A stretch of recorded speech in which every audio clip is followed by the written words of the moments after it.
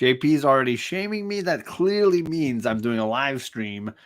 Welcome to John's Comics with Kids, and hopefully my Wi-Fi is holding together. I'm test driving some things here, so we'll see how they go. This is a special edition of sort of book club, and over the last few years as collector, I've started to purchase more Omnibus. I've got about 30 or so in my collection at this point, and I wanted to make an effort in 2023 and beyond to be reading some of those Omnis and then discussing them with friends. And it all kind of started and got kicked off when I purchased the new X-Men Grant Morrison Omnibus this recent summer. I believe it dropped in May or June. I mentioned that I was going to do this. I had a few friends that reached out and said, I either want to read it again, I bought that omnibus, or I want to read it for the first time. And I called together an awesome group of community members, and we just sort of talked about it in an Instagram chat. And I promised that when we finished the omnibus, we would do a live stream. Welcome to 6 months later. I've already done like 2 other Omnis since then, and I'm finally getting around to it. And everybody in that group is saying, I don't remember reading the book. What happened? It's been so long. But I'm still wanting to spend a little time tonight going through and kind of discussing what it was about this omnibus that we all wanted to just take the time to read it, what it is about this story that resonates or continues, what we liked about it, didn't like about it. So I dropped the link in that group, and people might come in and out depending on how long we go. But I'm kicking it off here with my man, Scott, the student of comics. What's going on, Scott? Hey, how's it going? Hopefully I'm not herky-jerky, Max Headroomy. we might be a little delayed. We'll just do our best. I wanted to mention, if you want to find Scott here on Instagram, if you search Student of Comics, you will find him very easily. But I dropped the link at the top here, and you can find Scott there. And he's been on my channel many times, and I appreciate you joining, Scott. Yeah, thanks for having me. Hopefully I will make more videos so that when you share that link, there'll be more stuff someday. It's always the bane of content creation, right? Is keeping content coming is challenging. Right. I've been making comics, so that. Yes, I was going to say you've been actually like doing more than just creating content. You've been creating like material. Yeah, literature. I'm no Lee Childs, but Well, I mean. that could be a good thing. We really don't need more. Clearly his brother was too much. We've already gone over what we needed. Exactly. We got some friends in the chat. I wanted to say hi to Tony. What's going on, Old Wolf? Good to see you, my friend. We got our buddy Phil's Treehouse in the chat. He says this is his favorite X-Men tale ever, and he read it on the train back and forth when he was living in South Florida. We got Magic Lasso in the chat. What's going on, Ryan? Got JP shaming me for being late. And TJ, thank you for coming by. And thank you also for the shaming. We got Dope Comics in the chat. What's going on? You, sir, I hope your Saturday's been going well. I invited this guy, but, just don't even know. Can't even predict. Big Herm, he says, is way past my bedtime. Following along with this omnibus. So Herm and Chaos are definitely 2 homies that are with Scott and I in this chat group. So very much appreciate you guys just jumping in the chat and saying hello. Carlito, what is going on, sir? How you doing? Why didn't No Good read this Omni? There it was. Took me a couple of seconds. I think he bought it, but I don't know about that. We also got my man Damien in the chat. What's going on? He's got his electricity back. Absolutely. Yeah. My Wi-Fi may be injured. We're potentially, but we'll see. I do have electricity, unlike 5,000 other people in town. We got Side Quest. What's going on, sir? We got Nicholas in the chat. How's it going? Unsure when spoilers. Okay. I mean, obviously, it's been quite a while. It's been 20-something years since this book came out. Yeah. So hopefully, we're not too worried about spoilers here. But even with spoilers and a series this quality, there's a ton to enjoy, even if you kind of know what's going to happen. And I definitely knew things going in. I would like to welcome people into being post-spoiler along with me, living in post-spoiler Right. world. Enjoy It's just it, much easier right? on your mental health. You're not always like running away from things and It's screaming and true. closing the laptop. Yeah. Say hello to Dink Tinks. What's up, Dink Tinks? We have one more homie backstage, one more person from the Omnibus chat group. We got Daryl from Read Your Comics. Hey, what's Hey. happening? What is going on, sir? I know it's Hello. late. How are you doing? I'm not bad. Not bad. Yeah, it's late here. Not too late. Not too late. It's only 10 o'clock. Okay. It's on a Okay. Saturday. It's not like, 11 o'clock on a Monday or something. Right, exactly. I'm trying to be reasonable as best I can. So I just wanted to kick it off to get to know a little bit of like when you guys maybe first read this or first found it and kind of like how you got to where you are with it today. So like Scott, like, do you remember when you first read or came across this story? Yeah, so I actually pulled out, I have the first two trades from this run right here. Nice. And I remember this was in the time when I was like a lot of people around my age. There was maybe a period where you weren't reading comics as much, or at least not as often. And this was kind of in that zone. And it was one of those books that made me like, it helped me kind of keep my interest. I was like, this, I keep hearing about this thing. This sounds really interesting. I checked out those first two volumes. I thought, oh, this is a different like X-Men take and a really well done X-Men take. And then I didn't read the rest of it. I think I might have read the rest of it here and there over time after that, but rereading the whole thing, I definitely hadn't read the last story arc until we did this omnibus read though. Gotcha. So that was totally new for me. That was the first time for me. Nice. What about you, Daryl? How have you connected in with this? I read it as it came out originally, and then I sold that original run. But before I sold it, I read it again because that was kind of how I'd do that. But read it again and then sell it.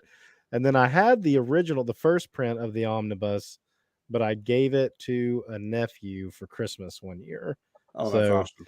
So when we did this, I actually just went the digital route and doing it. I'm like, man, I kind of want to just buy the single issues again. So we'll see what happens. Well, I would say my LCS I know still has a copy of the brand when they got them over summer. And if they do an epic sale where they drop things super cheap, maybe I'll snag it for you and then wait till your birthday comes around. Okay.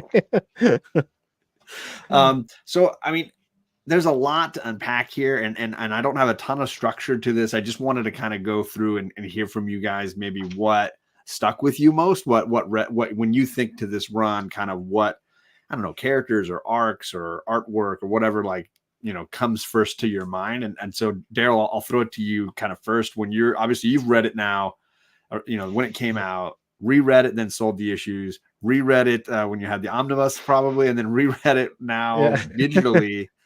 Is there something that is like been about 3 read-throughs?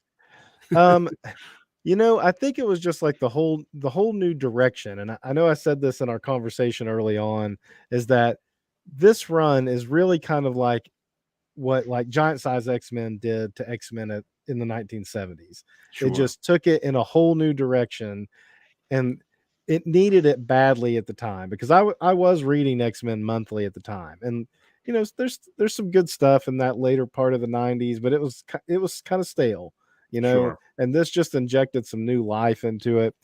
I guess what stands out to me most, probably, I would guess, like the Scott Emma relationship, because that stuck, so much.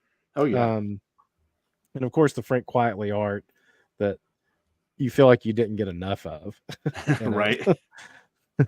Because obviously somebody that talented on a book this long needs breaks, right? And you get some Silvestri and some Bacalo and some other people. EVS is coming in, so you end up breaking up because obviously it's a ton of workload coming along for that guy. And his style is so unique. You can't really get like a fill-in guy to come in and like kind of ape his style. Nobody's gonna match that, right? So it's like a great point. The art changes in it can be jarring, especially when you're doing like a read through like we did this summer. No, that totally makes sense. But they still got a lot of good talent. I mean, yeah, no, I you mean, just listed off a bunch of great ones, really. I mean, I was excited when I got to some Chris Bacalo art. I was like, oh man, this guy's really great. And seeing Silvestri come back, I know it's like very 90s, like you're saying, but like it was great. I really enjoyed it. What about you, Scott? What were some of the things that came first to your mind? I mean, definitely going to second the Quitely art. I think that this was definitely the first thing I saw Frank Quitely. I know he'd done some other stuff before this, but this is my first experience with him, and I was just like really blown away, especially as an artist. Like when you see somebody with a very unique style like that, sure, it really like blows your brain apart. And then in particular, the silent issue, or mostly silent issue, that you did a video on, that in particular was like, whoa. And then I think I got these first 2 volumes mainly because like they had a few volumes of them, and I was just thumbing through them at wherever I was buying them, and those were the 2 that had Quitely art at the moment. And like the 3rd volume, I think like because he doesn't come back for a little while after Imperial or whatever that one is. And so I think I was almost kind of doing, like, I remember doing this thing as a younger person where I would like just buy the artist that I liked. So like I have a bunch of Alan Moore's Wildcats, but it's just the Travis Charest issues, and he did not do a lot of issues consecutively. So it kind of doesn't make sense. And I kind of almost did that with this run of this new X-Men run, where I'm just like, I still read the Quitely issues, and then you're like, wait, what's going on? I'm lost here. So, but definitely that. And I guess like Quentin Quire also as a character, because I really liked the Wolverine and the X-Men run that Jason Lang did. Yeah. And he's a big part of that. And, he kind of springs from this storyline. So, yeah, absolutely. I second all of that. And then the chat also throws some great comments in here too. Obviously art by Frank Quitely is coming up a ton. So that's definitely something that everybody's agreeing. And several people saying that the silent issue in particular, or even this early exposure to this new talent that they hadn't really seen before. Definitely agree with that. Chaos saying it took a second to get used to his style, but I couldn't imagine it now without him. And I think in some ways, because they did All-Star Superman together. There's a little bit now for me of like peanut butter and chocolate. Like these two kind of have to be together. This very heady, emotional kind of material, and this sort of in some ways very intense, like heavily drawn art style. I kind of like equate the two of them in some way. I don't know. Yeah, they've done several projects together. That maybe their first one was Flex Mentallo, which is a Vertigo. Yeah, Flex Mentallo. There's a spins out of Doom. Grant Morrison did Doom Patrol, for like a long time, and then like a spinoff was the Flex Mentallo miniseries that Quietly did with him. And then they did We 3. If you've never read that and you're an animal lover, read that. It was a quick 3-issue, like trade. Yeah, it'll bring you to tears if you're an animal lover. It's about a dog and a robot and a rabbit, and they've been like cybernetically altered by like the military, and it's kind of like Homeward Bound. If you know that movie. So read that, and the art. This was a Vertigo. Was that a Vertigo? Did you say? I think Vertigo I think it was under the Vertigo banner. Okay. It's called We and the number 3. We and the number 3. Oh, wow. I'll have to look for that. That's fantastic. JP couldn't resist making fun of Scott and Emma's bad love choosing choices.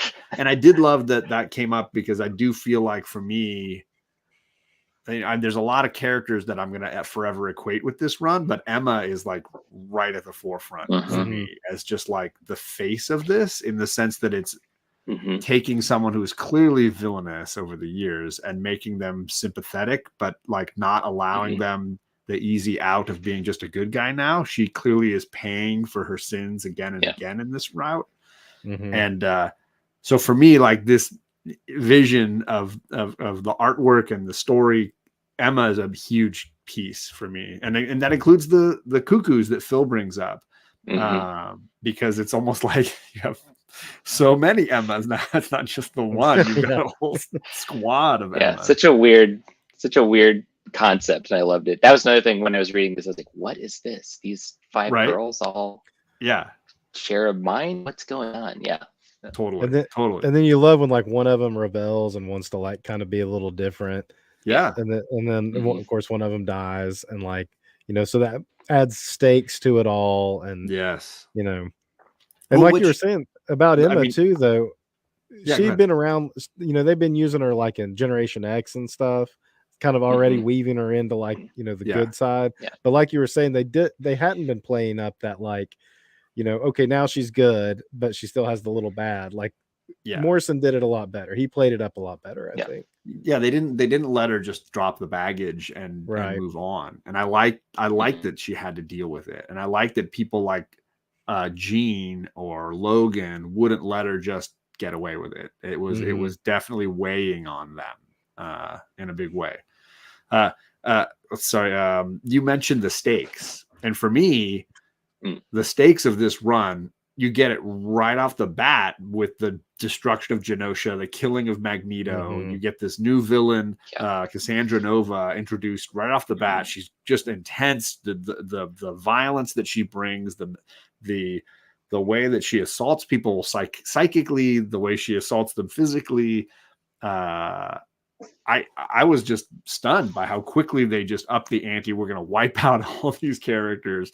We're going to really just rain down havoc, and it's going to be something familiar but also new at the same time. Scott, I don't know how you felt when Mhm. Cassandra came on the scene. This sort of, I don't know, evil twin to to Xavier. Oh yeah, that was another thing that when I first read it originally, that like blew my mind apart too. Was just what, he has a secret sister that like they tried to kill each other in the womb, and Right. and that was before, that was like right before I became like the kind of slightly more cynical comic book reader that I am now, which is I'm like, oh yeah, the blah blah blah. But like it's nice when you can still find something that you sincerely are surprised by it, and you're like, oh, Right. that's crazy, but that's what I'm here for, is this crazy idea, and then you play it out to its ultimate, and her going, in Charles's head, going up to space and hanging out with the Lilandra is so, again, twisted and crazy, and Yeah. it's playing with every part of the X-Men that I like, which is like the weird mutant part. Like the allegory stuff can be interesting, but just the weirdness of it is kind Sure. of the most exciting thing. And then space part, which is like, by the way, they're also like connected to this galactic empire somehow, which is Right. Yeah. insane too. So just Yeah. loved all that stuff. Yeah. And then Daryl, I mean, Cassandra comes into the screen, and then it's like, not only am I going to like wipe out this mutant utopia, I'm taking out your greatest villain. Magneto is not going to be a part of this for at least a significant portion of this. So we think, right? So we think, So we right? think, Yeah. It's that's a bold early move, don't you think? Yeah, and I think that was kind of a trademark of like writers like Morrison of that time period, is to come in, make a big sweeping change right off the bat. So Yeah. you knew like this is going to be different. And um, Magneto too had become stale at that point, because he had been, he'd been good, he'd been evil again, and he'd been kind of good The again, constant flip flop, and then he right? was de-aged again. It was like Yep. it had gotten kind of stale. So the whole premise of like bring Grant Morrison in and let him just completely like rewrite the script, but it still kind of honored like what had just happened, though, because there was Oh, all the stuff totally. going on with like Scott and what they call it, the bug room. Was that what it was called? The black bug room towards the beginning of the run. It was like in his mind. Cassandra kept Oh, going yes. into his mind, and that was all like leftover stuff from things that had happened just before his run, where like he had been like possessed by Yes. Apocalypse or something. Yeah. And I don't remember the fine details of Yeah. that Yeah, story. because I never read the stuff right before this. So when they were Yeah. mentioning the Apocalypse Cyclops thing, I was like, all right, I'm just going to go with it and let it happen. Yeah, yeah, exactly. So it's not like he just came in and completely like ignored everything. It's like he was Right. still kind of playing off some stuff that had happened Yeah. recently. Mhm. He took the characters where they were in the moment, right? Right. Right. But then on them, a lot of new characters are introduced, right? A lot of new characters come into this book. Obviously, we mentioned some of the new students, like, you know, Uh-oh. Yeah, is that him? Is that him or us?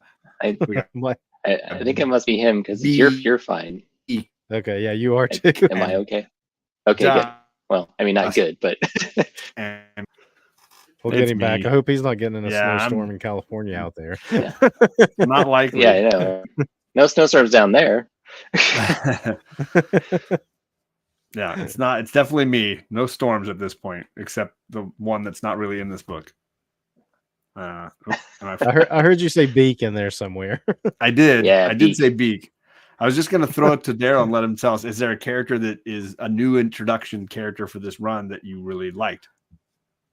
Oh, aside from the cuckoos, gosh, there's and Quentin, of course, and Beak seemed ridiculous at first, but they built him up into being like you by the end of it, especially after the Silvestri stuff when he evolved more. You really are like, wow, that turned out to be a pretty cool character at the end of the day. Yeah. And I didn't love the new Angel. I didn't. I was gonna love say her. Angel and him are kind of intertwined a little bit. Yeah, they are. They work together, but I didn't love her as like an individual character. Sure. And who were like the bullies that were like bullying Quentin? Oh yeah, for a little bit. There was like there's the big dumb guy, right? Yeah, there's always one of those. Yeah. I legitimately don't remember their names. I was oh man, maybe I'll do a little light googling maybe, but yeah, I like those. That's actually the thing is like kind of to your point. A lot of the people that shine in this run are not the OG X-Men characters. It's all these weird new characters, which is even cooler. That's what probably what you want as a writer going into something like this. It's like, well, I'm going to put my stamp on this book. Right. And there's a double-edged sword there, of course. We don't have to get into that, but the fact that Morrison and Quietly and everybody created a bunch of new characters that have now lived 10 years beyond or 20 years beyond when they were created in this story is pretty amazing. Sure. And have become beloved. Just like that longevity of those characters is pretty amazing. Don't see Beacon up though today. Turning it into a have we lost John again? Is he frozen again for a second? He's frozen, yeah. I think Emma frozen.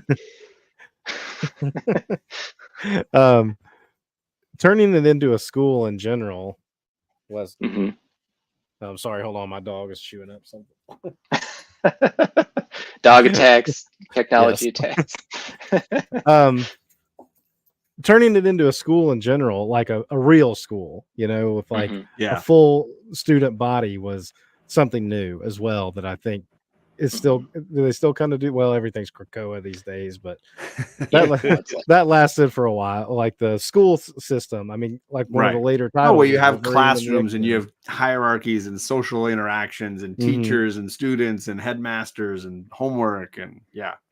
Because you didn't really have that before. It was, and even like the all new, all different X-Men team they were almost more like grad students, unlike the original team that were teenagers.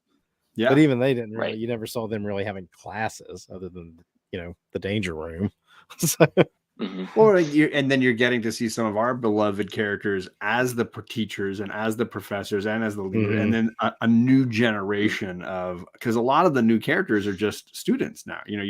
That phenomenal storyline with what do they call it? The riot at Xavier's, where you get to see Kid Omega leading a group of students who feel ignored as mutants and are frustrated with the current state of mutantdom in Marvel. I was blown away by that storyline. I don't know how that hit you, Scott, when you first read it. No, that's one of my favorites. Probably it's that one and the very next one, the Murder in the Mansion, because they both hit things I really like. One is like a really effed up The Breakfast Club, and then the next one is a murder mystery, and so those are two of my favorite things in in storytelling. For sure. Yeah, and that's another thing is like it took the idea of the Xavier Institute as a school and kind of pushed against it more than I've ever seen it really pushed against at that point, where they're rebelling. The antagonists are students, and they're students where like sometimes you might like think, well, they have a point here and there. So it's that the kind of the gray areas are creating conflict as opposed to just I'm going to blow up, I'm going to steal missiles and shoot them at Florida or whatever. Like, No, I mean, I think when they make mistakes, you then also have sympathy for the teenager who's struggling with these really heavy, weighty concepts versus, you know, a superhero or a supervillain. And those things seem so outside of our, you know, real lives. Watching students, you know, make huge mistakes and have to deal with the consequences and learn lessons. I felt like that stuff was very interesting for me. You know, yeah, I mean, let's do that next. That's next. But Daryl, as far as the students and that, and you know, the way that they interact with each other, the rioting and such, what do you think? Yeah, the riot at Xavier's is one of probably my favorite storyline of it. I liked because it's almost like we had two groups of outcasts too. You had Quentin and his group; they were outcasts, but then there was like the Beak, Angel, was it Glob, the ones that went camping with Zorn? They're like another set of outcasts, you know. So it's like there's all these cliques. That's what it was, yeah. And then of course the Cuckoos are their like own thing. So it wasn't just like the straight up like jock versus nerd dynamic. It was like outcast group versus outcast group, which is quite different. Totally.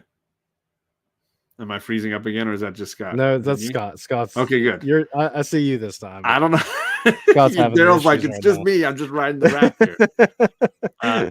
Nicholas is bringing up the whole Zorn Magneto thing, and how that for some people didn't really wrap, and we'll get to that in the end, Nicholas, when we talk about how it ends. Definitely spend a little time in on that topic as well, and then Chaos saying he's the beak of our comic community. All right, I'll accept that. And then let's see. Still, we got Chet Scotland in the chat. What's going on, fellow mutant lovers of America? I appreciate it. Mentally preparing for the Beast Lander. All right, you do that, Chris. You do that. I obviously we all kind of briefly mentioned the silent issue as an example of what Frank Quitely brings to this. But for me, like. What I liked about the silent issue was the Emma Jean thing, right? Because it's the first piece of what goes on to become this really bizarre love triangle, and ultimately has, you know, Scott and Jean questioning a lot of their relationship, and Emma trying to figure out her place in all of this as a nemesis, and then a love interest, and then this sort of linchpin in the middle.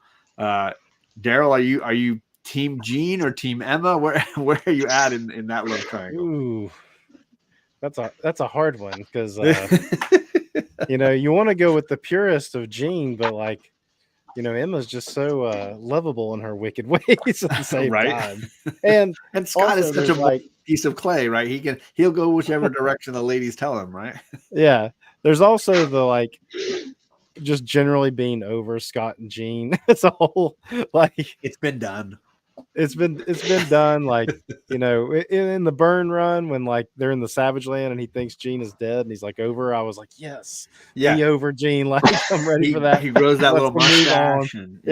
So it's like, you know, I'm ready for that to just kind of be over. Of course, it always reverts back in the end. But right, what are you gonna do? Obviously, as a Scott, where do you think this Jean Emma thing goes? Are you where does Scott need to go? Oh man, it's so hard to. I mean, like, the thing is, you know, Jean and Scott are both just constantly going through things, so them having a relationship is just challenging generally, and so maybe Emma and Scott makes more sense because it's just going to work better. They can both, but like Scott doesn't. I mean, he like I can relate to somebody being in their own head that much about everything. So I can understand why that might be. Him having a relationship with anybody is difficult. Sure. So it's hard. It is hard to pick. It is hard to pick. JP is basically saying there's just everybody should dump him. They can do, but hey, maybe they're together. I mean, maybe it's Emma and Jean. Maybe we're looking at the triangle the wrong direction here. This is how, as Daredevil is kind of like my favorite sort of character, like one of my top characters, and like he's the guy where you're like, he's always getting involved with these women, and you're just kind of like, you shouldn't do that. That's a terrible idea. Yeah, it's an always And you just kind of know, like, yeah, because he's so, and like Scott's almost this like the same. It's just that he's like so like he does similar things, but you're like, maybe you just shouldn't get involved with this guy at all. Like, this is a terrible. I mean, This clearly, will be bad. for the most part, he's dating two telepaths and not getting in trouble for his He has a type. inner thoughts. That's a good sign, right? Yeah. They can see the core. Well, it does seem that there's him. Yeah, there seems to be a telepath etiquette where it's like, I'm not gonna just get in there when I'm not at, like, it's consensual telepathy. Yeah. You know, like they try to be cool about it, but But that would be difficult. I think. Once you let him in there, though, it's like, how do you like hide just like your subconscious, like bringing things to the forefront, you know? Yeah, well, that's the thing. It's like there's being a telepath, and there's just knowing someone so well that you can read them regardless. Which like it happens in the Murder in the Mansion thing, where they're like, "We know you're lying. I'm not even like probing your mind. I just know you're lying." Right. Yeah. When JP mentions, I mean, with the way Emma dresses, especially in this run, you know, that gravity defying costume. If she was your teacher or you're trying to keep your thoughts pure when she's around, it would probably be very difficult to deal with a psychic like that. Chaos is saying Emma over Jean in every manner. I'm tempted to agree because of how great I like her in this run. I'm tempted to agree, but I do love the duality going. Yes, there's the. You know, yes, that's the costume. I mean, yeah, you don't know how you can say no. I mean, I don't know how it stays on. She's got to have like tape, right? It's got to be a lot of tape. There's tape, there's stuff. A lot of taping that occurs. I've been told by my wife a lot of taping occurs that I don't even realize. I'm like, how does that stay on like tape? Like, oh, okay, double-sided clothing tape, yeah. Women are just covered tape, and you have no idea every day. I just can't. That sounds very painful. Scott should only be in a relationship with himself because that's the only person he really cares about. Yikes. Thank goodness there's no he cares about the cause, though. He does. Scott should be in a relationship with the there's cause. A purity of mind and thought to him. Right? General, you know? Yeah, exactly. I wanted to talk a little bit about the ending, because I know that there's people who feel that the end wasn't incredibly consistent. We can talk a little bit about Zorn and the Magneto thing and theories about it. It's hard to know what was Morrison's plan for this, and how close did he stick to it? Was he making it up as he went? Was he making changes? And then the other people that came in after to kind of clean up and move the story in a new direction. Do you feel like and with Scott, we can start with you. Like, do you feel like there was how do you feel about the legacy, I guess, of this run and how it wrapped up with how the ending completed what Morrison was doing? I think that, for me, the ending is the least memorable part. It's really the first half or 2/3 is the most memorable stuff, and I think the ending is kind of like, it's cool that we get another dystopian future of the X-Men where they're the evil beast and stuff's all messed up. Like that's kind of a staple of really a lot of Marvel, really a lot of superhero comics generally, but I think the X-Men did it first with Days of Future Past. I feel like that's one of the most notable sort of like, oh my God, everything's messed up in the future, and it's all because of us, like 5 people. Totally. So and it's hard to say. I didn't really do any like research, so I don't know. I imagine anyone writing monthly superhero comics is to some extent making it up as they go, because they're a little bit at the whims of the sales charts and everything. And this era, I think writers and creative teams got a little more leeway. Maybe because like just generally single issue sales were higher, whatever that bar is. Yeah. Like now the bar is just so much, it's just a lower number. And so, you expect people to only do a 12 issue run, 20 issue run, maybe. Getting 43 issues is pretty incredible. And that probably seemed short at the time, but it's, pretty it's pretty incredible. Regardless, so yeah, I don't know. The reveal was like definitely, even though I said in a post spoiler world, like finding out about that originally, I did find out about it like secondhand because I had stopped reading it. So Okay. finding out about it later, I was like, whoa, what? And that's what kind of made me go back and start like piecing through it again. Sure. I was like, what? Because I did not see that at all. When I saw Zorn, I was like, oh, Zorn, that's cool. He's got a star in his head. That's pretty sweet, but like he's Magneto. Oh, okay. Again, spoilers for a 20-year-old yeah, I mean, comic story. I had read enough of the books that came after, this, that, that I had heard, how Magneto had returned and how, it was hard to keep all those spoilers gone when continuity needs to keep going. And if I jumped back in for, Astonishing X-Men, or I jumped back in for Hickman's run, there were characters that I had to figure out, who are these Stepford Cuckoos, or who is Kid Omega, or who are these characters? And it was amazing how often in these last even like 5 years, when I would read something and the answer would, invariably be, it happened in Morrison's New X-Men. Like that was kind of like a token response because of how much it seemed to shift the gears a little. Do you think, Daryl, that the legacy of this run is a positive one? Because it seems to be that it left a huge thumbprint.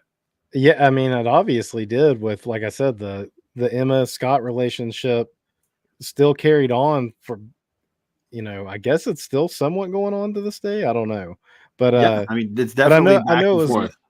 I know it was going on at least into like when Bendis was doing X-Men, because I kind of jumped back in on that, and it was still kind of like a thing, even though it was like a tenuous relationship. But and then of course, like I said, Quentin and Zorn and Phantom X, all that stuff. I mean, it's all stuck around, So I mean, definitely, it has been a long-term positive, I think. And since I'm the only one in here that was reading it as it was coming out, I do remember being on like message boards at the time, and there was some division of like people like me that loved it, and then other people that just had a hard time with it because it was such a drastic change.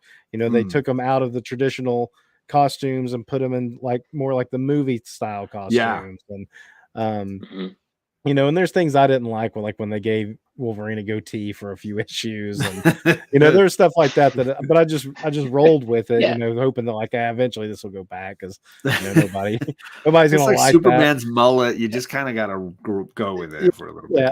Yeah. But there was some division in the fan base over it, but the sales were still strong enough, I think, and stronger than they had been before the run. And especially since the sister title was Chuck Austin's Uncanny X-Men, this just looks so much like above, what the other stuff that was coming out at the time. So so did Chuck? I'm unfamiliar. So did he have all the other characters that weren't here? Did he have the Nightcrawlers and the whatever? He had like Nightcrawler and Angel. And Wolverine was kind of on both. Of course, And I think Iceman, and then a few Gen X characters that came up to be X-Men. I don't remember exactly. Now Storm was actually being written by Claremont in the third X-Men book, Extreme X-Men. I was going to say, that's the one that Chaos mentioned. That's right. Yeah, it had like Storm and Bishop, and I forget who else was on that team. But of course, Bishop shows up in this run. That was the Extreme X-Men team. And they were a little bit more still in the traditional X-Men mold. Their costumes, even though they were like wearing like the black leather, it wasn't quite as much of like just a black shirt and a jacket kind of thing like new X-Men was doing. Interesting. All right. Now, and how did you feel when the reveal was Magneto for Zorn? Because my LCS owner says he loves this run. He loves the whole thing, except he was really upset because he liked Zorn and then felt like the rug got pulled from him. And he was like, it didn't make sense. It felt like a cheap move, and they ruined what could have been a great character. Yes, I actually agree with that. It was a very shocking moment. I remember reading that issue and like being like, what in the world? It's Magneto. And there's part of you that's thrilled because at this point you are ready for Magneto to come back.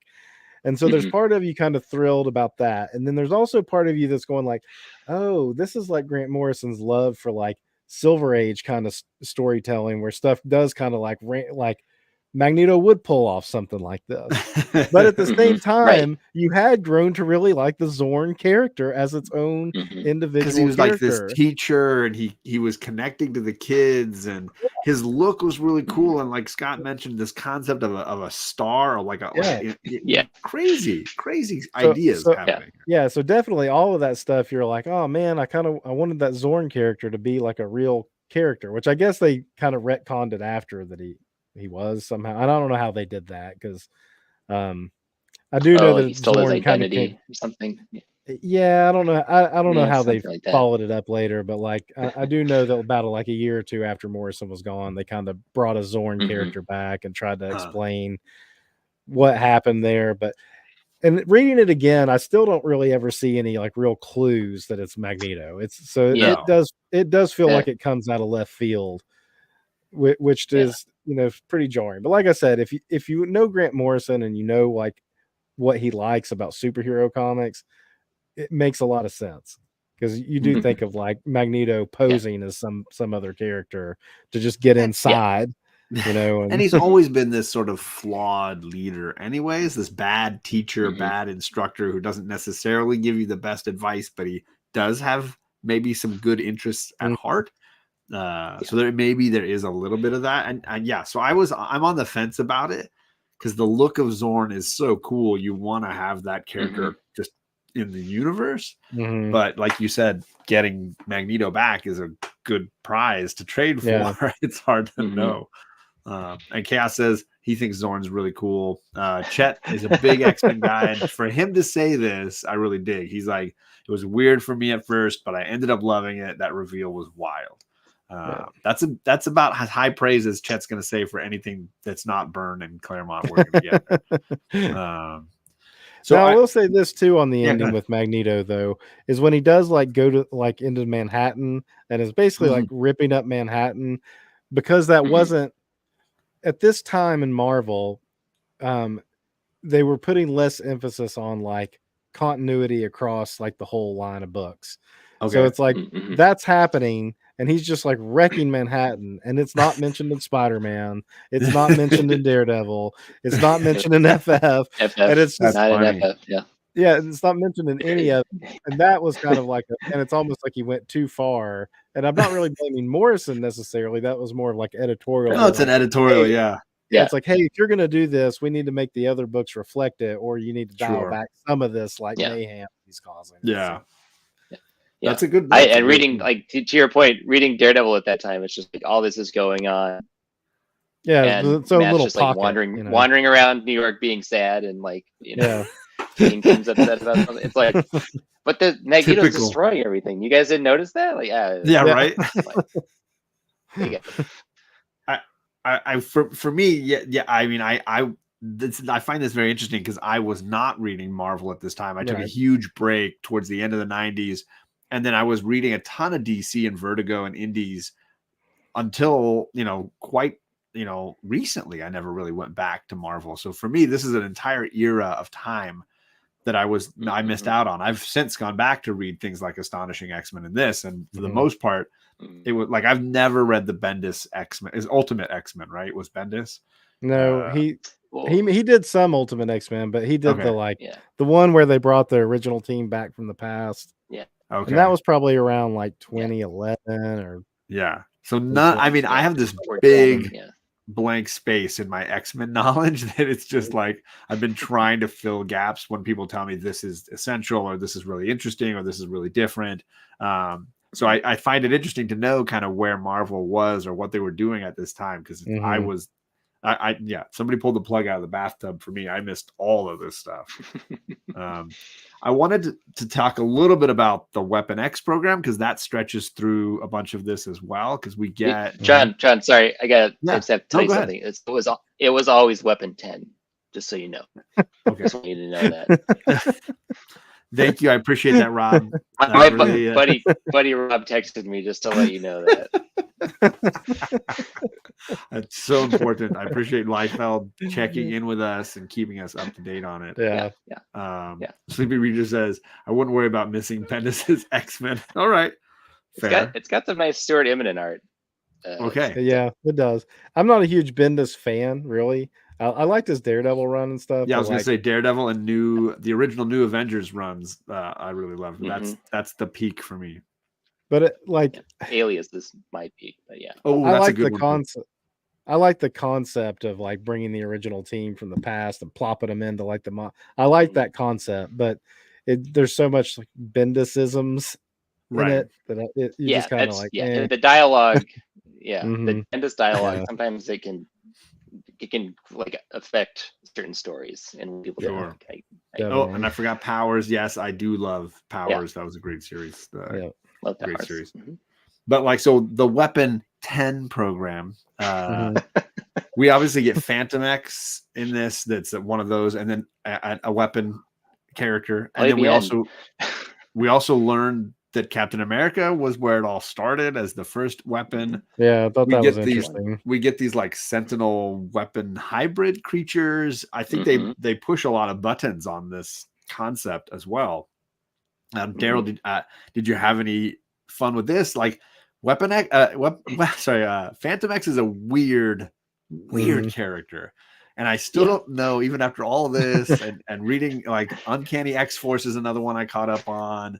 Reading the one shot that he's only had really a one shot during the entire Hickman era. Oh, was it just one shot? He got one of those giant size X-Men one shots. There was a Phantom X one shot, which I only knew about because Chaos told me about it. What are your thoughts on that character, Daryl? Like he's and the Weapon X or Weapon 10 program in general. What are your thoughts on that? Well, Phantom X in general was really cool. I mean, he was like kind of like Storm Shadow in a way. That was the joke I made. Like, when did Storm Shadow become an X-Men? Yeah, but I mean, he was really cool. I mean, it kind of reminded me of like, when Gambit was first introduced or something. It's like this cool new mysterious character with like a kind of. And his background though got like really convoluted really fast. So strange, right? And but I like the idea. Kept evolving.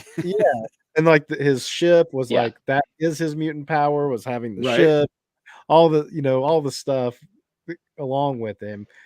I mean, that's like a high concept Grant Morrison character, right? Yeah, isn't it like he has an external system? Isn't that how it's has the ship? Yeah, exactly. Yeah, they're right. That's the thing where you're like, what? And he's not French. He just decided to talk with a French accent. They said later on, as just it was a personal choice to speak with an accent. Yeah, like he's not actually from France. I feel like if you just read The Invisibles, I think a lot of people think like King Mob is Grant Morrison. I think Grant Morrison has even pretty much said that King Mob is them. Oh yeah. And there were times where I'm like, oh, is Phantom X Grant? Is Grant putting themselves in this book as Phantom X? Oh, maybe so. He's the writer, like the weirdo. Yeah, and and like Phantom X is not bald, but wearing that. That the we mask ever seen makes Phantom him bald. Have we ever? Yeah, it's a good question. I don't know if you've ever seen it. I think you do in Uncanny X-Force at some point. Maybe I'm wrong. Yeah, I thought you did there when he's taking care of baby Apocalypse. Well, and he's hooking up with Betsy. Well, I guess it's Psylocke at that point. Quanon. Right. They unproblematized. Right. Another character with a very complicated backstory. That could be a whole. You could do a 3-hour show for every character. These two in particular, right? What's up, Borinkin? Que onda? Good to see you, sir. It looks like Chet is a fan, just like Chaos is a fan, and I did enjoy, especially in the Uncanny X-Force, this character. He doesn't play a massive part in the new X-Men, but obviously we get his introduction. Then it's a little bit of a break, and then we get the Assault on Weapon Plus, and we get him in that storyline as well. But it's just a little spice, a little flavor to this story, and the focus is where it should be, I think, which is on Logan and how this is all impacting his understanding of who he is, which I think is a good writer's decision, right? Did you guys feel good about that? Yeah, and this also was coming out around the same time as that Wolverine Yes. Origin series. So they were trying to like kind of intertwine it. And part of that was supposedly because Joe Quesada, editor-in-chief at the time, the X-Men movies were popular, and he was like, we need to write Wolverine's definitive origin before Hollywood does it. And that's how they like were digging all this stuff. That sounds like an editor decision, yeah. Yeah. So, and that is like that. It makes sense that you would try to strategize like that, but I still don't know how I feel about that. I need to revisit that story, maybe. Do I? Yeah, I don't know. I mean, I always look at like the Weapon X, storyline with Barry Windsor Smith. To me, that's all the Wolverine origin that I really need. Yes, that's all you need. Yeah, and it's fun to have like a flashback story where he's with Captain America in World War II or something like that. I mean, it's interesting, but yeah. But it's like I didn't really need to see him growing up on like a farm or anything, right? Like, yeah, his name is with James little Sabretooth Howlett. Yeah, it's and James Howlett. Yeah, with little James Howlett, because there is that part in this where he has it revealed to him, and like it's like he gets it all back, and so now he has his memories and stuff. And I don't think Morrison took a lot of time to explore that aspect of Wolverine now having all of his memories, but he went ahead. I'm sure that might have been an editorial thing, like, hey, we want you to give Wolverine all of his memories back, Well, and ultimately the run ended shortly after that. There was like one more arc with Magneto after that, and then it was, and you can see he was kind of on his way out at that point. So diving into Wolverine's psychosis was clearly not on his agenda. We got Nigel in the chat. What's up, Nigel? Yeah, I was going to say Morrison's not interested in explaining things. No, Morrison's interested in spinning a tale, which are not necessarily the same thing, right? Oh, absolutely. I totally agree with that. So I don't think Grant wanted to be like, oh, here's every detail about Wolverine as a kid, just so you know. No, and I don't think he felt any responsibility to do that as long as he was telling a story that he felt was interesting, right? Something that was going to keep people excited, right? And I think that's what he does here. I think he's successful in that. So for me, like the biggest, I don't know, takeaway was like an overall maturation of the X-Men universe, where it was almost like bigger stakes in emotionally stakes, but then also just like our characters like became adults in some kind of fashion, and there was this younger group that was now the focus, and I liked that concept, and that has kind of bled through, it feels like, at least across what's come since. Did you feel that way, Scott? That I mean, that's just my takeaway from reading it. I'm not reading a ton of other Marvel at this time. Yeah, no, I think that's accurate. And I think also, like, I was thinking about it, like with this story, but also just a lot of other big X-Men, periods, that I almost feel like the X-Men is one of the least static, like, superhero comics had. I mean, the Kirby Lee stuff is its own thing. And then it went along, you got Neil Adams, you got other people, and then it gets canceled, which is unthinkable now. That there was ever a time where there was no X-Men being new X-Men stories being published, and then giant size X-Men, another explosion in we're really changing it up, and we have a Russian character and we have a lady, or ladies, they. And so I just feel like that's kind of what the X-Men is. It's like you're like, okay, here's kind of this core group of characters, and then we're gonna blow up everything we think about them and add a bunch of new characters.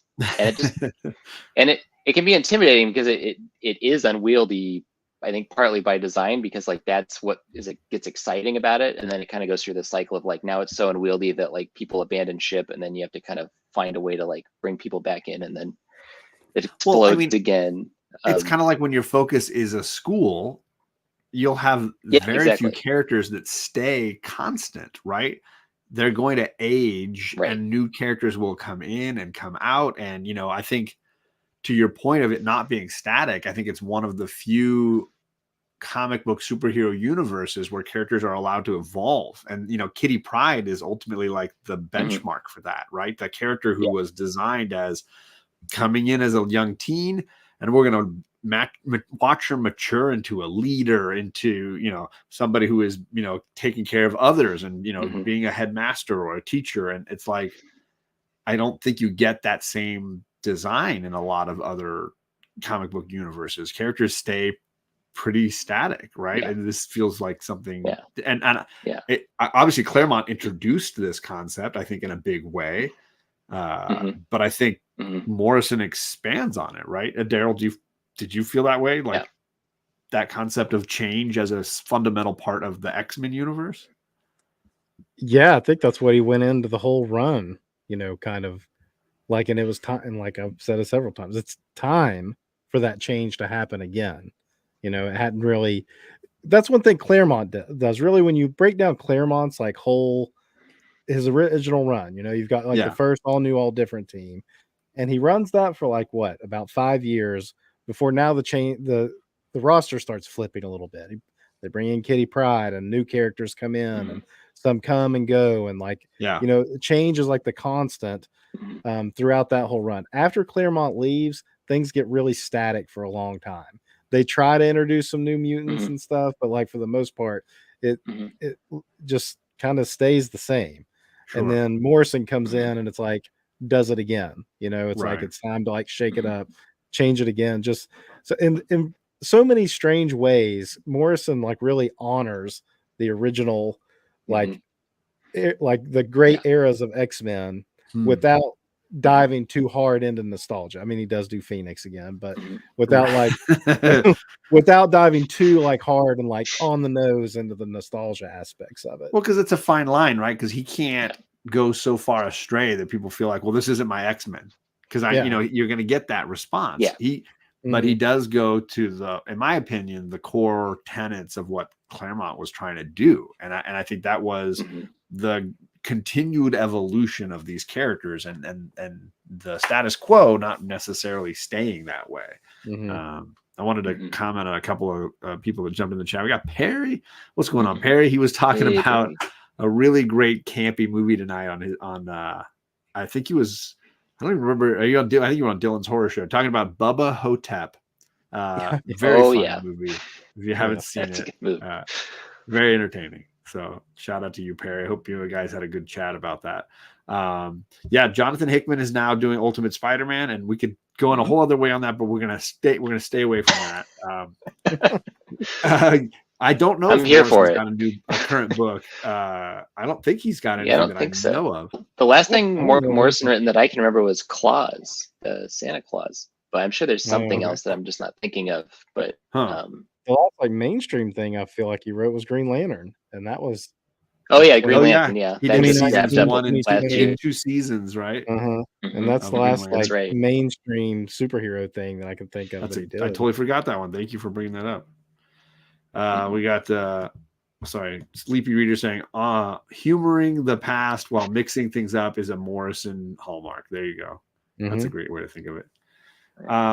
So I mean, I guess we can kind of like wrap up and have some final thoughts on this this run and where you might place it among some of your favorites, how high you might rank it or grade it overall.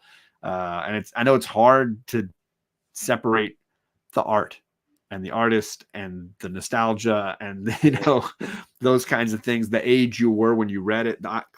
I read it for the first time 2023, so for me it's all really raw and separated, and it actually I don't mind going first. For me, it's like super connected to Hickman. Like I almost now can't distinguish the roots of what Hickman was doing separate from what Morrison brought and laid out.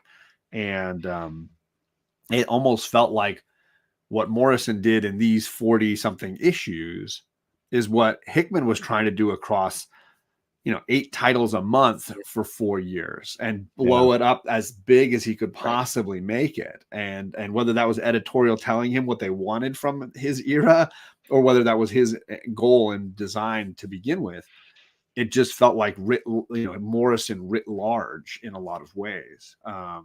in that way, I am complimenting it. I'm not trying to take anything away from either of them. And I would put this very high on like individual runs of X-Men, among probably in my top 5, top 3, maybe. So I was just curious what, and Scott, we can start with you, where you might place this and what looking back you feel about this. Yeah, well, for me, I mean, it's probably like number 2. Now I'm not like I'm kind of what I call a fair weather X-Men fan. It's I'll kind of like look over the fence every now and then when like it looks like the party's hopping, I'll like hop over the fence and join the party. Oh, what are the mutants next door doing? And then yeah, so I kind of like, or maybe X-Men lurker. I'm like, oh, they're doing some other. Oh, geez, they're in the future again, dear Lord. Yeah.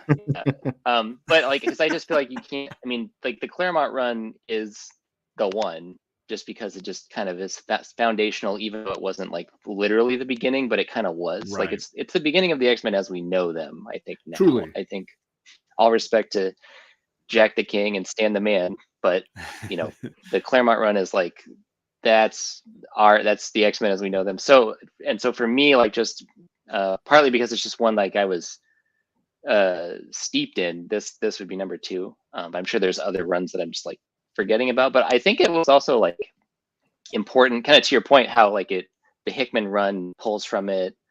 Even Astonishing, like it's kind of a reaction to it, right? It's like Astonishing is like Absolutely. now we're back to being superheroes. So like people are reacting to it from then. So it's almost like the giant size X-Men of the 2000s, and then things spin off from that. Now we're kind of like living in the world that this X-Men run created currently. Sure. So there's a case I think to be made that it's one of it's probably a top 5 run ever, and for me it's like number 2, but I think like it's at least a top 5. Yeah, for sure. Daryl, obviously you have a lot of love for this and nostalgia for this through many decades maybe. What are your thoughts looking back? I mean, to me it is kind of the second best. I mean, the thing about the original Claremont run is it's broken into like so many eras on its own. Right. So that's true. But I mean, like people break it up by artist a lot for sure. Like Cockrum, Byrne, Smith, whatever.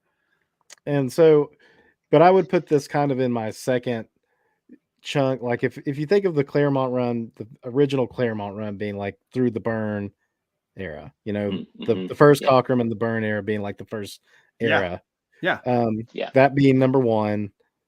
This is this is number 2 over like a lot of that other later Claremont stuff. As much as I love that stuff too, I kind of moved this up a notch above that stuff. And then everything that's come after, I've got a lot of holes too post this era of X-Men. Like I did read Astonishing X-Men, but I wasn't reading. That was the only X-Men title I read that was coming out at that time. I dropped off of this, what was still being called New X-Men and Uncanny. So I have no idea what was going on in there. And then, I would pop back in for like little things here and there, but I do like the Hickman run, but I never finished it. I didn't stick with it. Well, so I think it got so big that it was hard to keep up for people. Yeah. Whereas this is very self-contained. I mean, you got it in one omnibus, Yeah, for sure. So it's like, and it was self-contained. And even though there were other X-Men titles that were kind of playing off of like the aesthetic and stuff that Morrison was set up, none of that stuff was affecting this book. And like really even what was going on in this book wasn't overly affecting the other books. Like they never mentioned Cassandra Nova or in those books, and Claremont was doing his own little corner. Right.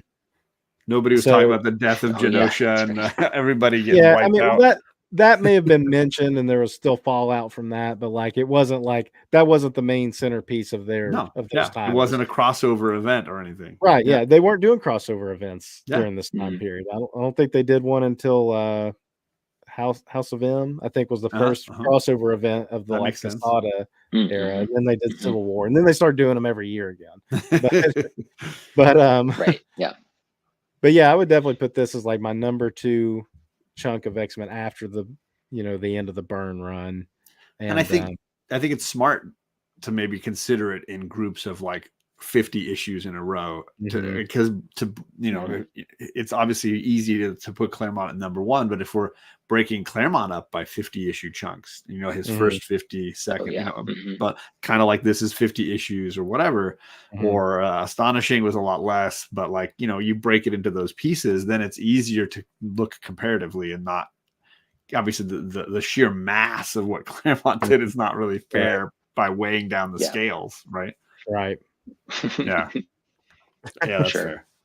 fair. So do you obviously we mentioned Claremont, we've mentioned Astonishing with Whedon, which I would definitely have in my top 5. Yeah. I think it's definitely something that I would put up there. Yep. Is there another run for fans that are looking for something like this or something else that in that X era, X world? Was there another one that you think people should keep an eye out for if we want to put something on their wish list?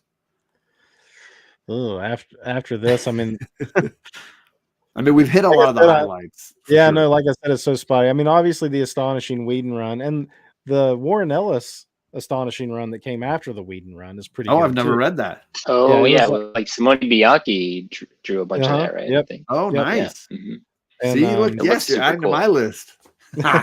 and I think the title just continued too, because Whedon did like what 13 issues or 12. Yeah, it was something like that. The Or was it omnibus 20? I've got is pretty decent, but Maybe it's he not, did it's not 25. massive. Maybe he did the first Yeah, 25. it might have been more like that. Sounds right. Yeah. And then I think Warren Ellis came on and did like 15 or 20 issues after that, and then they may have just canceled the Astonishing title or relaunched it or Yeah, I think whatever. so. Sure. But yeah, it's pretty solid too. Yeah, the Simon Bianchi art and that is pretty solid, and it's out there. It's Warren Ellis. That is like I mean that. So I would actually put that more of comparative Yeah. to this, where the Whedon run definitely is a nostalgia. Going back to it's a the very early straightforward. It's not an abstract tale. It's very streamlined, right? And it's all contained, self-contained. And it feels very early Claremonty Burnish Yeah. era, The focus is on Kitty, and she's like vital for that. But then the Warren Ellis run is a lot more like this Morrison run, I would say, because they're kind of cut from a similar cloth, I guess, as writers. Interesting. I mean, for me and Scott, maybe you've got others you want to mention in, but like I've spent the last couple of years reading those Astonishing, Uncanny X-Force, new X-Men volumes that I had missed, just so that I could have a comparative that I felt was lacking. So when you peek over the fence and you're looking, Hi-Ho Neighbor, what are there any ones that people should be watching for? I'm definitely I probably say it all the time, but the Wolverine and the X-Men that Jason Aaron, Nick Bradshaw, I think drew most of it. That one was just that's the perfect, like, if you're a lurker, because you'll be like, well, it's Wolverine. He's a known quantity. Wolverine. Everybody likes Wolverine, even though it's not 1985 anymore. But like, we still like Wolverine, and it's like a bunch of like the kids stuff. Like, it's a bunch of the school, totally. Teenage the focus angst is definitely, and it's lighter. Yeah. It's a little sillier. Which is not what you'd expect. Dupe is in it. Aaron. Dupe, you love Dupe. Everybody loves Dupe, right? Oh yeah. Dupe. Yeah. And Krakoa is like the actual grounds of the school, and like protecting the grounds them. of the school. Yeah. It's like 'Cause not quite Groot, but it's like there was like Groot clones almost. Like, you're like, oh, can we get something like that in here? Oh, well, we got Krakoa. Oh, let's do that. Okay. And the little Bamf thing, the little Nightcrawler. Yeah, the little Bamfs. Yeah, those very guys. Hogwarts like they were like running around causing havoc. It was really like that was pretty. I don't know if I finished that run, but I enjoyed what I read. Because I had read Uncanny X-Force and then immediately read Aaron's X-Men run right after, and they ran not exactly the same time, but they did overlap a chunk, and it was such a stark, like, bitter versus like sweet like exposure to the X-Men at the time to see these very different, even Wolverine, who's in both at different times, such a different look at that character, even though it was basically at the same time. That's a great one. Great pick. Yeah, he's being like a dad to like 40 kids, and then he's like murdering people in the other. And then he's trying to kill Kid Apocalypse. Like, exactly. Kid Apocalypse. Yeah, exactly. I feel like there's issue It's of the wild, of the Wolverine yeah. and the X-Men where he mentions too being Yeah. on the Uncanny X-Force team. Yeah, And because he says, Angel crosses over as I well. feel We like there's get yeah, and he Archangel says, is in Yeah. Uncanny X-Force, and then he gets like brain fried and gets his wings back, and then he believes that he's an actual Yeah. angel in the Oh Jason yeah, Aaron yes, run. yeah. So mhm, the end of Uncanny X-Force and the Yes, I start remember this. of Jason Aaron's run like cross over, and Wolverine and Angel Right. shift from one book into the other, while Phantom X Mhm. and Psylocke and Deadpool Mhm. kind of continue a little bit longer. Mhm. So But I I think he enjoyed mentions, like, reading them Warpath. concurrent, or sorry, one right after another. Yeah. I think he Yeah. mentions too, like he says something like, "When I'm here, I'm one person. When I'm doing my other thing, I'm Yeah. a different person." Yeah. And the color Yeah. contrast of the two books, Yeah. like I've never Oh read the wow, Uncanny yes, the X-Force, palette but I've for seen enough sure. art. But like, the Wolverine and Yeah, the the X-Men is Dean really White. bright, Yeah. and the other one is like really Yeah. muted. Yeah. Dean White's colors on that Uncanny X-Force book is pretty amazing because it's that monochromatic, like all these purples and like grays. Yeah. Yeah. And then really Well, deep and blacks. Yeah. the Awesome. art style was very you got Opena over there, and you got what's his name from Mhm. the God of Thunder by Aaron. Assad Ribic. Assad Ribic, yeah. Assad Ribic. Yeah. And then the Ribic. Wolverine and the X-Men by Jason Aaron sort of had this Yeah, almost Nick like more Bradshaw's. cartoony style. Yeah. Yeah. And I Nick love Nick that. Bradshaw's kind of like he's kind of an Like Arthur Art Adams, Adams. X babies Mhm. all over the place kind of thing. Yeah. You can For definitely sure. tell he is inspired by Art Adams. No. Yeah, for sure. Well, that's awesome. I appreciate the recommendations, and I'm glad to know that at least I'm on the right track, and I've hit some of the notes that I needed to fill into my symphony a little bit when it comes to X-Men. So I mean, that kind of wraps it up for me. I appreciate you guys fighting through mediocre Wi-Fi at my house here to talk about an omnibus we read, or at least I read 6 months ago. I mean, what do you expect it to be? It's only $400 a month, so whatever it should be. Well, I just got my daughters running on a bicycle that funds my my Wi-Fi. Like, oh, right, yeah. Wi-Fi Oh, app. you got the discount package now. Yes, yeah, we do it yourself. It's a very Flintstone style. It's only $300 a month for that. As I mentioned at the beginning of this, this is all sort of spurning out of a silly Instagram chat group that has moved on. At least I've pushed it to move on to Immortal Hulk. And I plan to do some kind of discussion similar to this around Immortal Hulk, and maybe even one around Deadly Class, because I did finish all of that run finally and really enjoyed that. My goal is to move into Sandman, I think, next, because I never finished it. I just did the first omnibus and really enjoyed it, and then bought the second and third and never gotten around to them. So when you're ready to do those, I'll definitely hop on those with you. Awesome. Great. I've read Sandman straight through, all 75 sure. issues, probably 3 times that I've read it all the way through. Wow. Different chunks here and there at other times. Oh, nice. Of course, watch the show. Mm-hmm. I've listened to the so audio thing so on Audible. Yeah. I mean, yeah, that's so good. Mm-hmm. So I will let some people you know, when they get into comics and they're like, "Hey, I want to read this Sandman." I'm like, "You're like starting here." Yeah. Right? Like everything you read after that's going to be like here, Yeah. Do you really want to read the one of the best things first? Don't you want to like leave some best things for later? And I've legitimate, now that I've read one third of the original run, I can look at it and say that is never something I would give to someone first time reading comics, even superhero comics. Like no. But I don't want to just diminish it, but it's the same with Watchmen in the sense that how can you grasp it when you're just getting into the medium in general? How can you fully grasp what's being done? You got to start out with Archie Double Digests. That's what you start out with. Archie, just pick an Archie Double Digest off the rack in the get grocery some store gold key comics. Yeah. But here's a quick question before we jump off to tie it back to this. Would you recommend this Morrison run to somebody that's never read X-Men before and been like, well, here, try this Morrison run. It's self-contained in the 40 issues. Yeah. Personally, I wouldn't use it as a jumping on point for people who've never read superhero books or X-Men books. I think I'd be more apt to recommend Astonishing or just start the Claremont era and just start right there at giant size and roll in if they can get into that.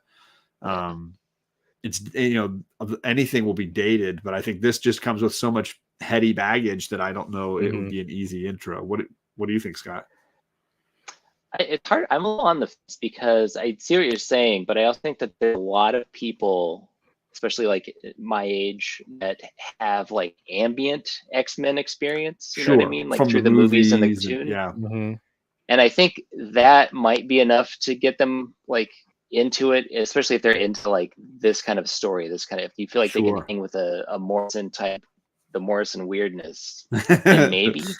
Because the thing about telling a modern person to go back and read those Claremont books is like the word balloons are just, they have 2,000 words in them, and that's kind of an impediment, especially for people that haven't read a lot of comics. It's like, why are there so many words? There's an image right there. Why are there so many words in this word balloon? Why is he telling me what I'm seeing in the picture? Yeah, exactly. There's also, so I mean, I'm like, there's an argument either way.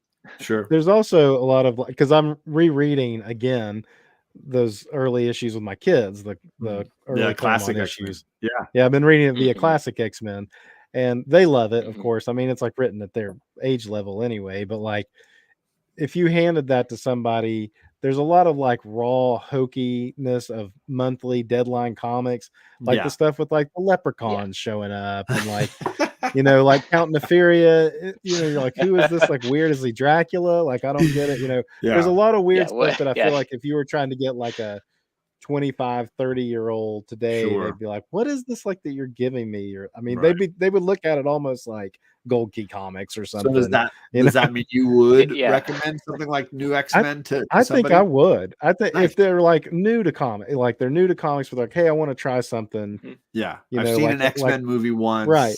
I want to try something. I might recommend that first trade like Scott has or something. And if they like that, then keep going, Sure.